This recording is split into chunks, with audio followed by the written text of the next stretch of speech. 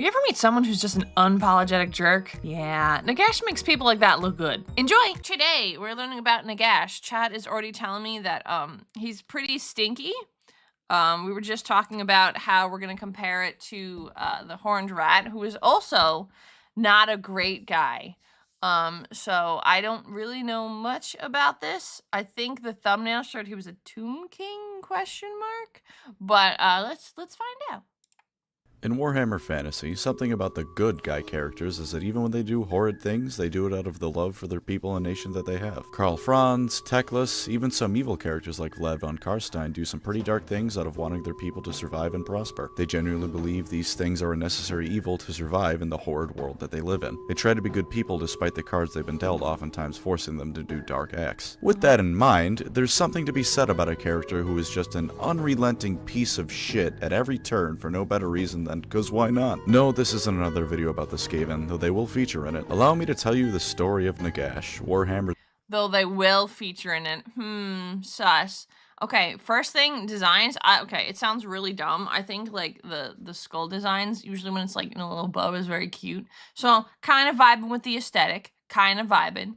Biggest douchebag. Nagash was born in ancient Hekara thousands upon thousands of years before Warhammer Fantasy mostly takes place. He was the first son of the reigning ruler, which at first makes you probably think, oh, he's gonna be doing great, he'll be king and all that good stuff. And in literally any other kingdom, you'd be right, but in Hekara, the firstborn son doesn't become king, it's the secondborn one. The firstborn is stuck being sent off to join the mortuary cult to learn all about death and keeping pacts with the Hekaran gods and all that stuff that doesn't involve ruling with unlimited power.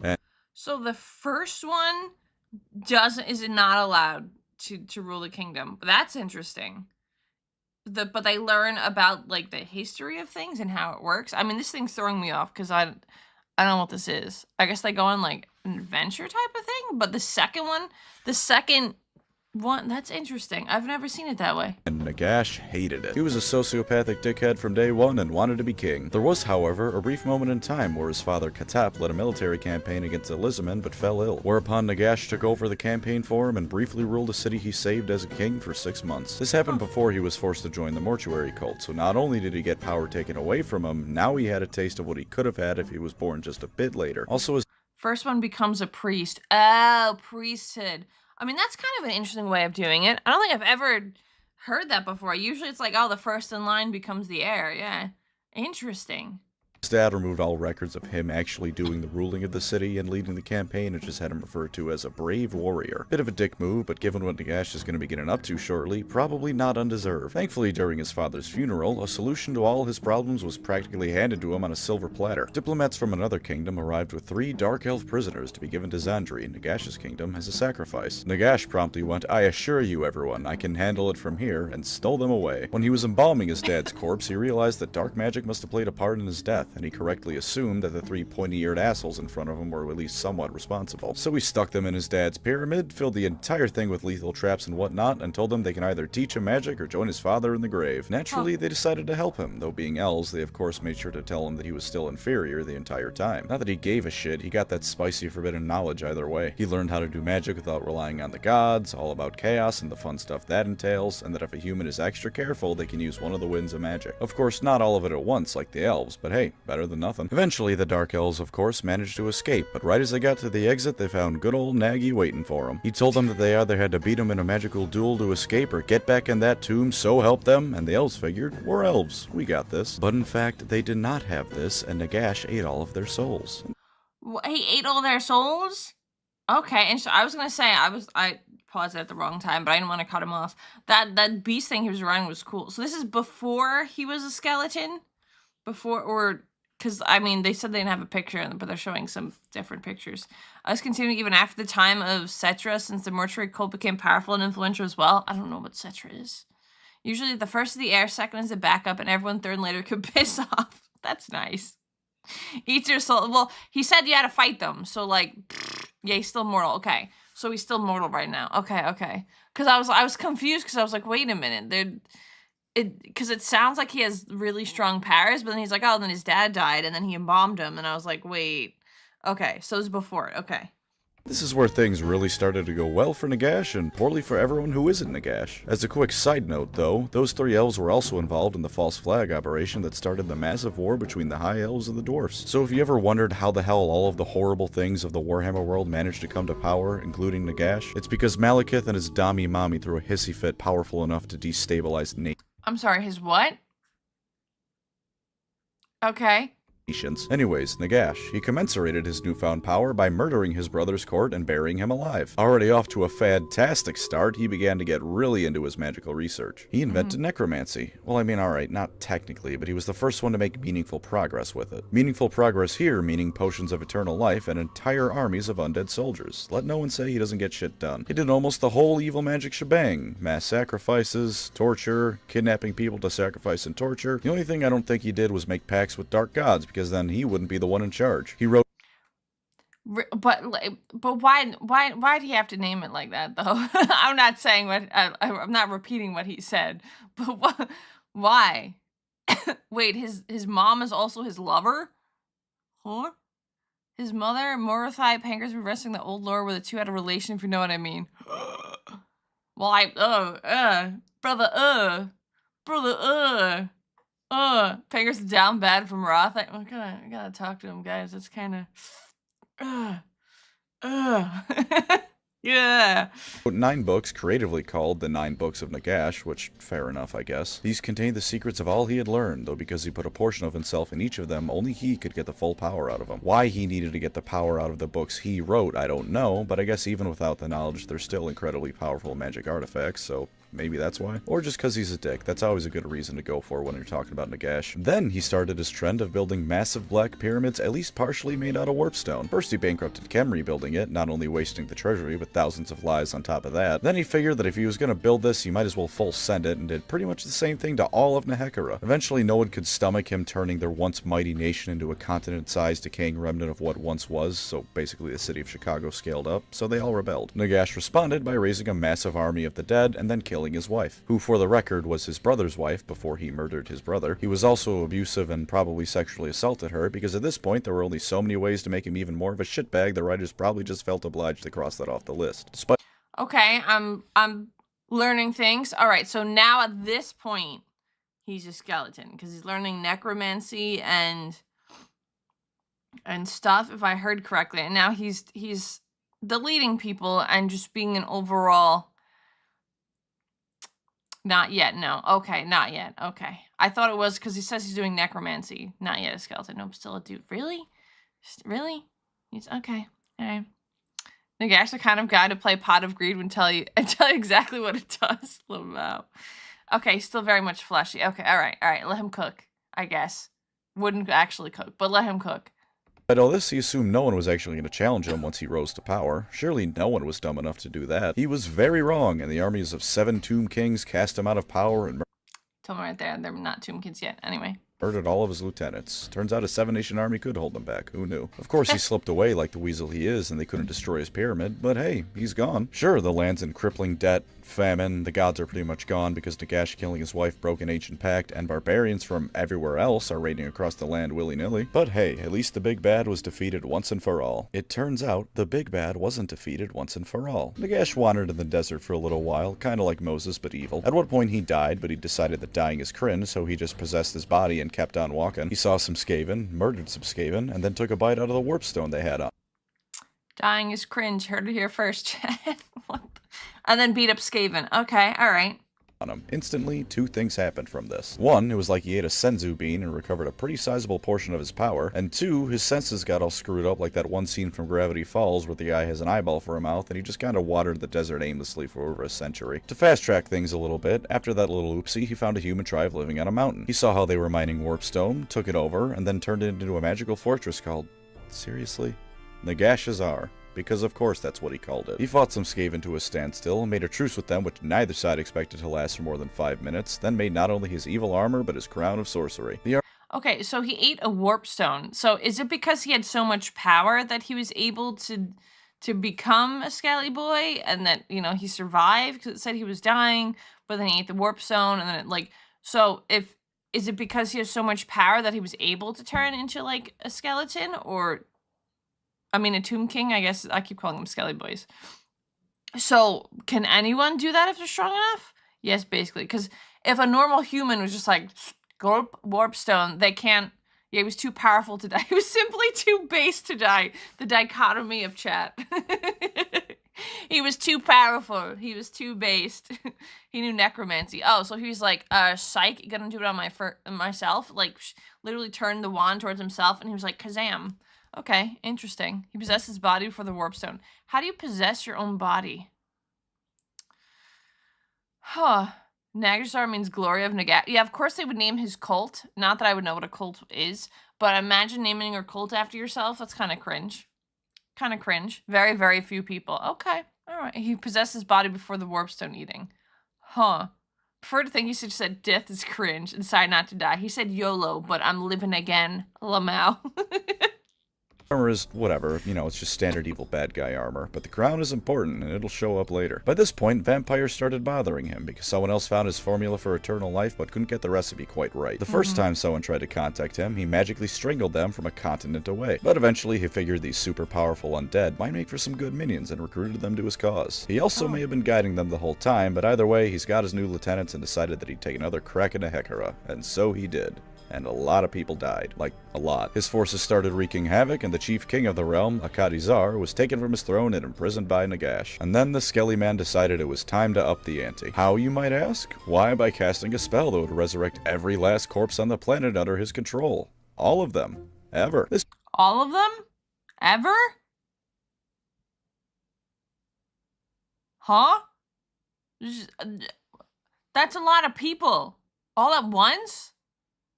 How is this guy like super overpowered? Like every character that we learn about, it's like, oh yeah, you thought they were strong? They were even stronger than everything ever known. All of them? How such is the power of Nagash? Why can't it be a good guy that has this much power? Why is it always a bad guy? What? Also, he invented necromancy? He like came, I thought he just learned it. Okay, well, all right. Presentate the difference between a villain and a supervillain presentation. I love Megamind.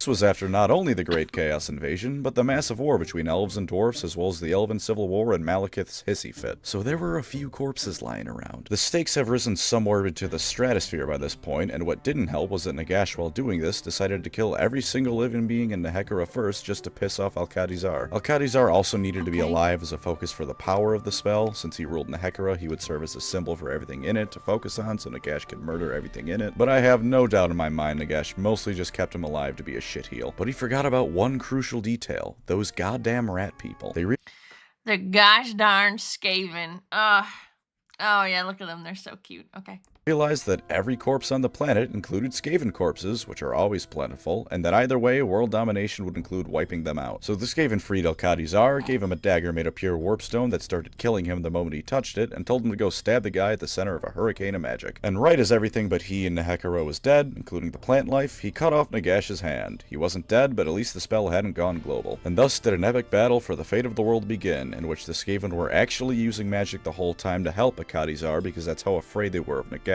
He made Skaven willingly work with other people and not screw them over because of how afraid they were of him. Jeez. That's crazy. He scared the Skaven so much? Oh my gosh. Well, I'm glad I didn't read the comments. But dang, the Skaven were so afraid of him, they're like, nah, we're gonna work together, Lamau. Jesus fuck. Epic battle occurs then ends. I'm sure there's some stuff to say in it, but I mean, it's an epic fantasy battle. The good guy ends in the win. What the fuck did I just say? Nagash is dead, but so is Nehekara. Of course, since losing his hand caused Nagash to have an oopsie whoopsie with the spell. Oh yeah, he lost his hand. When the Skaven are the good guys, you know yeah, when the Skaven are the good guys, you know you're in trouble. Thank you for the super chat, boss. That's why I was like, wait a minute, the Skaven, and they work together? They're not, like, out to kill each other? Hello? Before Nagash, necromancy was finger painting and tic-tac-toe. Nagash brought to the level of quantum physics. Everyone went together and were like, you know what?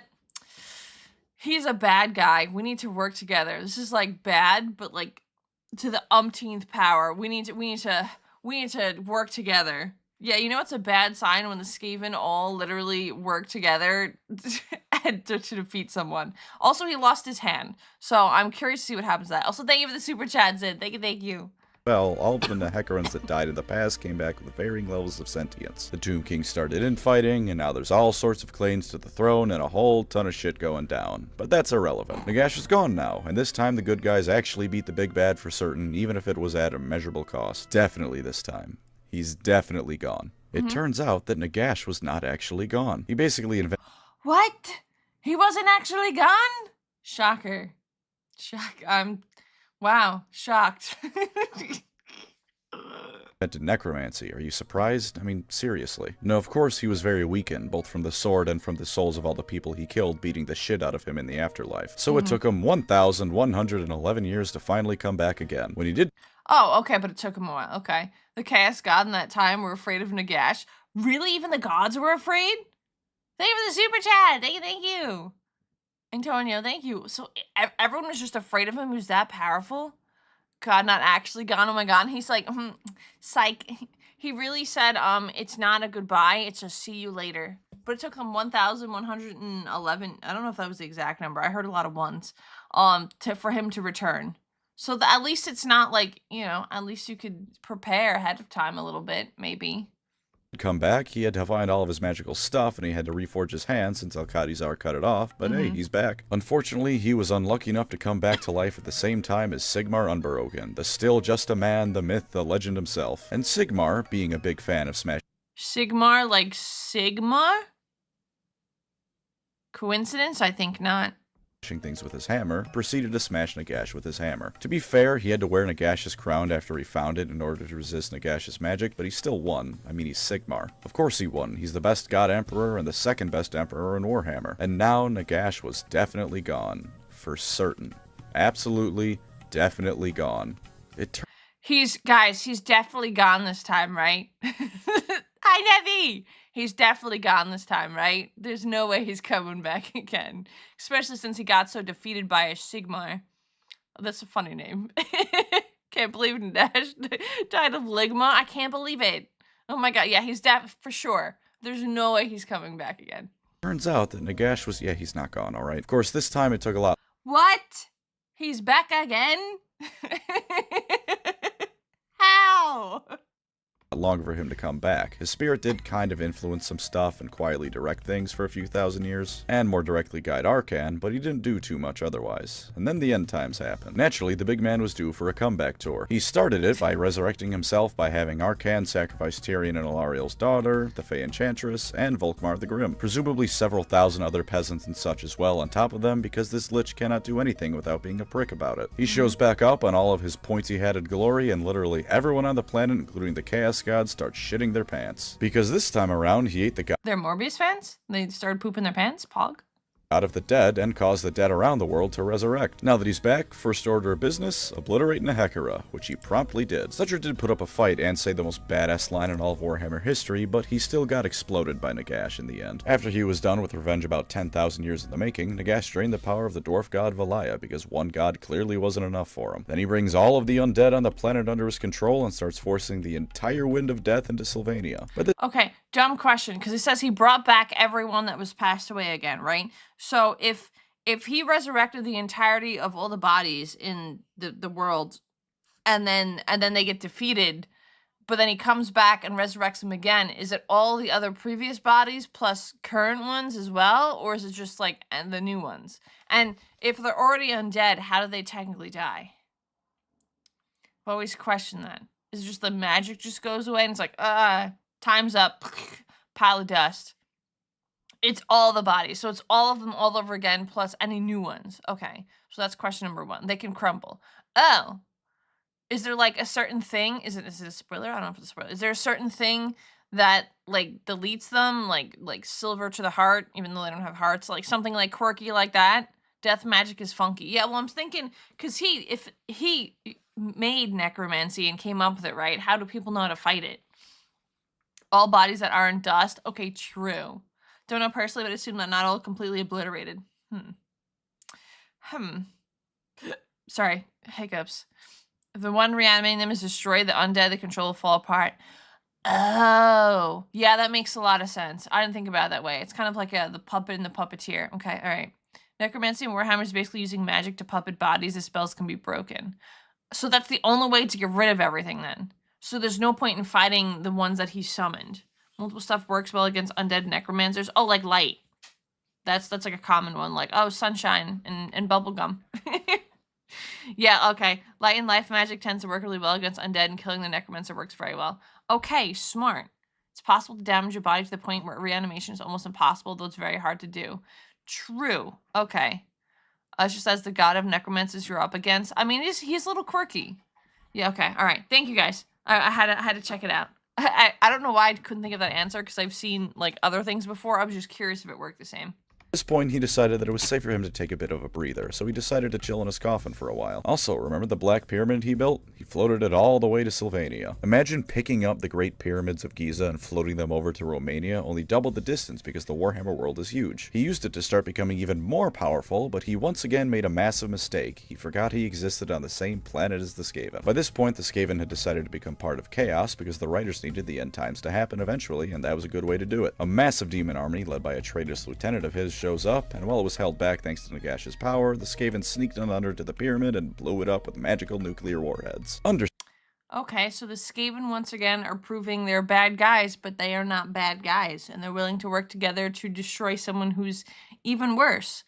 That's a W for the Skaven. Mark that down. Mark that down. Understandably a little bit annoyed, he destroyed every single demon on the field with one massive blast of magic. Then realizing that between blowing his load too early and with his pyramid gone, he had no way to achieve godhood in time, so he reluctantly went to ally with the living. Teclis did try to get him on their side a while ago, but Nagash was still up his own ass and turned him down, and also probably disintegrated the elf he sent to ask him. Also, another quick side note, but how he hadn't achieved godhood after devouring 2 entire gods is an excellent example of Games Workshop's writing ability. Anyways, he goes to Athel-Loren to meet up with the other incarnates of the Winds of Magic, and they barely managed to squeak out an alliance. To seal the deal, he gave Manfred to the living as a sort of prisoner exchange, which was pretty funny. Manfred is even like, hey wait, what the hell man, before getting put in a box or something. He also mocks Tyrion and Alariel for not being to save their daughter and prevent his resurrection, because of course he does. During negotiations, Chaos shows up to stop the alliance, and Nagash brutalizes anything chaotic in front of him, and solos a bloodthirster. Nagash, giant douchebag, but great in a fight. Everyone still alive teleports to Middenheim to stop Chaos from overtaking the world, and Nagash continues on as he has and one-shots anything stupid enough to get in front of him before resurrecting their corpse. See, this is why I love him, or at least love to hate him. He's such an unrepentant asshole, but he does it with such style that I'm still happy he's around.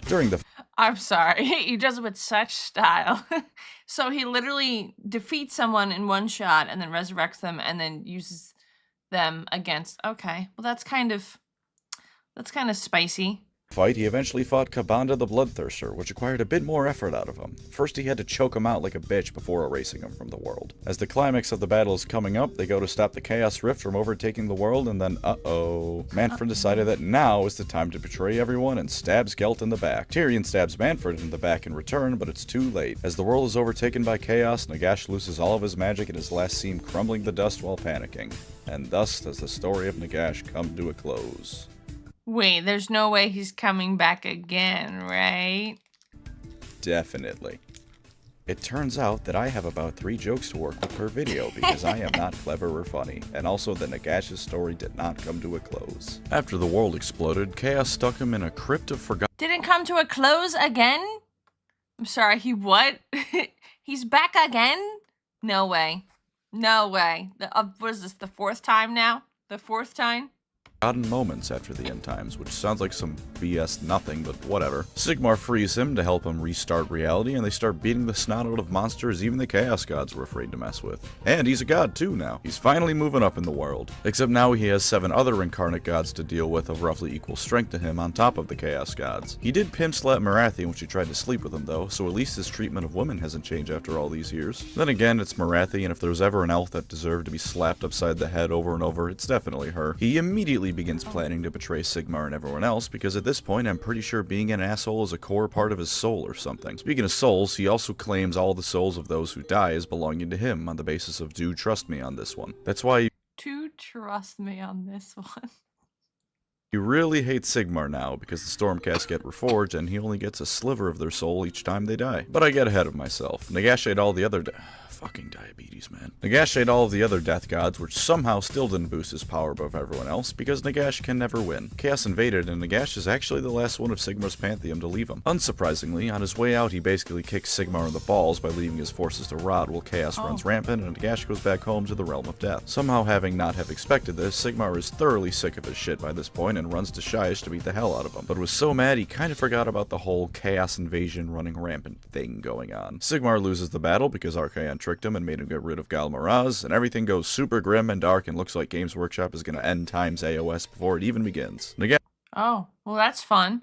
Nagash believes in reducing his enemies to corpses, reusing their corpses as soldiers, and recycling their souls to fuel his power. He's got like a very cyclical process here. I've noticed he kind of works in quirky ways. Just very. It's like the rain cycle. You know what I mean? They were the super chat war boss. Nagash tries to solo Archaon, gets his shit pushed in, and then goes to pout in a corner and wait for someone else to handle Chaos, because that's a good idea. Let the people who grow stronger through rampaging violence have free reign of the universe to rampage and be violent with. I see no way this can go wrong. This is a stellar idea. Not a flaw in sight for this plan. Thankfully for Nagash, though, Sigmar shows back up with his Stormcast not too long after all this. Of course, once he's back, he doesn't team up with Sigmar, this time because he thinks he can handle Chaos on his own after he had some time to meditate and gain power or whatever. Once again, he fights Archaon, and take a guess how the fight goes. Hazard a guess. Go on. You'll never believe it. Tough. I don't know. Maybe Nagash wins for once. Maybe that's definitely what happened, because he's definitely known for winning, obviously. And yeah, Nagash loses again. What? What a surprise. At least he didn't get his body destroyed this time, he just pussed out like a bitch. He also hates the Iden of the Deepkin for stealing souls, Slanesh and the various elf gods for basically not just handing elf souls over to him, and everyone else for having the gall to not just die and let him be in charge for all of eternity. What a guy. Oh, and he also started building pyramids again. What? Yeah, he just really likes pyramids. Okay. Look, Archaon's head, we can't deny this, Lamo. Several of them this time, so he can make a ritual to drain all magic into his realm, and he'd once again be able to kill everything everywhere. Say what you want about this sociopathic asshole, but he's very determined and certainly has a sense of showmanship. The Chaos Gods themselves even popped by to watch all this go down, and at first it was going pretty well. And then the pyramids all blew up. Oh boy, I wonder what race of people could have done. Who would blow things up? Orcs maybe? I wonder who would blow things up. That. Yeah, he also doesn't learn from his mistakes, like, ever. At first he was laughing at the Chaos God, saying he'd overtake them, then they laughed at him for being so stupid to let the exact same thing as before happen to him, only this time scaled up, and then he started laughing again, because he still considered it a success. Turns out the ritual failing still made a magical black hole that drained magic towards its center that he could kind of go into for a bit and absorb power. Also, it caused the awesomely named Necroquake, which enveloped all of reality and death magic and started making spooky ghosts pop up all over. Okay, sorry, I'm very distracted. I wasn't paying. This is sick. This is so cool. I like the little ghosty things. Perfect. For the place. He also unveiled the Ossiarch Bone Reapers, which are the undead space marines to Sigmar's Undead space marines? Oh no. Fantasy Space Marines, so for a little bit, it looked like Nagash was actually making meaningful progress. Then Teclis dispelled the Necroquake and blew Nagash right the hell up. Archaon got chucked into the void of magical light that is the outskirts of the realm of light, and also Alario cast her own super magic ritual that dispelled most of what death magic was left across the mortal realm. Oh, because life magic, so she's, oh my god, she's actually deleting him. Is he actually not going to come back this time, question mark? He just can't catch a break, can he? Now he's once again reduced to not having a body and has less control over his minions than ever before. And thus have we finally reached the end of the story of Nagash. There's no way he's coming back again, right? There's no way. He's been deleted pretty much. There's no way he comes back again. Great necromancer. Definitely. For real this time. Certainly. Absolutely. At least until he knits his body back together. What? I just called him the Great Necromancer. You gotta stop falling for this gag. Anyway, there's the story, but why don't we... Why, he can't keep getting away with this! End off with some rules and such. A sort of mini do or don't, yeah? Lore-wise, take Nagash if you want to have the end-all be-all boss of your faction on the tabletop, and if you want someone who's just straight up an evil dickhead, then there's no better choice for you. Plus, he's undead, and the undead in Warhammer are awesome. No sparkling vampire BS here, just fangs, evil magic, and a whirlwind of violence. Wait, is he saying that the vampires in Warhammer also sparkle? Wait a minute.